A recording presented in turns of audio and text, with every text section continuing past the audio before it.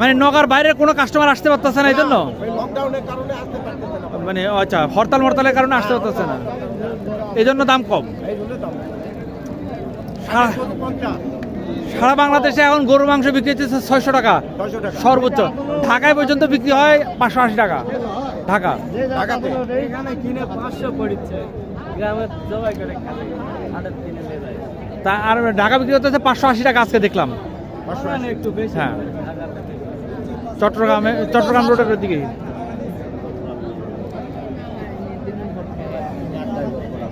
এটা কি হচ্ছে, এটা এটা এটা এটা কয় মাসের গাভী? 7 মাস, কয় দাঁত? 2 দাঁত। দুই দাঁত না। দাম কেমন চাইলেন? দাম চাওয়া 70 ভাই। 70। কাস্টমার কত বলে? 62, 62.5, 63 পর্যন্ত পাচ্ছি। টার্গেট বেশি কেমন? পাইনি। টার্গেট কেমন? টার্গেট 65 হয় নাকি? 65 যদি হয় তাহলে ভালো হয় নাকি? হ্যাঁ 65 হলে ভালো।